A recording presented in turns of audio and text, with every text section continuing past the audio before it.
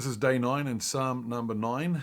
I realize that as I'm reading these, my head is pointing downwards, but you're not supposed to be looking at my face anyway. You're supposed to be listening to what God is saying. So let's see what he says to us through Psalm 9.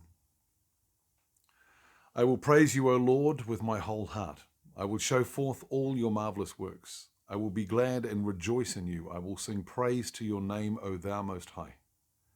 When my enemies are turned back, they shall fall and perish at your presence. For you have maintained my right and my cause. You sat on the throne judging right. You have rebuked the nations. You have destroyed the wicked. You have put out their name forever and ever. O thou enemy, destructions are come to a perpetual end, and you have destroyed cities. The memorial is perished with them. But the Lord shall endure forever. He has prepared his throne for judgment.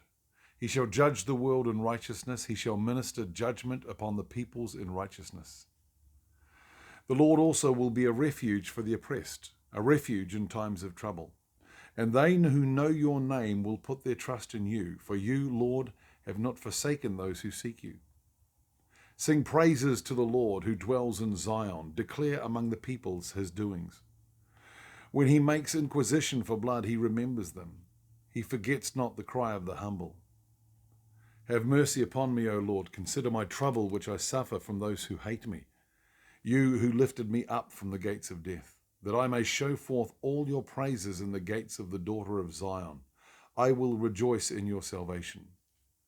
The nations are sunk down in the pit that they made. In the net which they have hidden is their own foot taken. The Lord is known by the judgment which he executes. The wicked is snared in the work of his own hands. Higgaion, Selah. Not quite sure what Higgaion means. The wicked shall be turned into Sheol, and all the nations that forget God. For the needy shall not always be forgotten. The expectation of the poor shall not perish forever. Arise, O Lord, let not man prevail. Let the nations be judged in your sight. Put them in fear, O Lord, that the nations may know themselves to be but men. Selah. That last verse kind of reminds me of, I think it was verse 2, why do the nations rage? How can the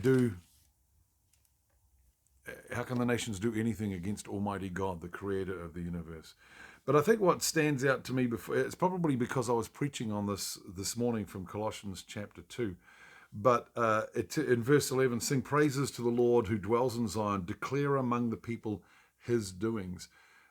What I was preaching on from Colossians was basically that it's all about him. It's all about Jesus. If anything detracts from it being all about Jesus, in our praises, in our preaching, in our singing, in our declaring, in our testimony, in our lives, in anything, if anything detracts from the focus of Jesus, then we need to get rid of it and make him the focus. Declare it among the people his doings. Yeah, let his glory and his grace and his mercy and his love show forth. That's my thoughts on Psalm 9. God bless you. I'll see you tomorrow.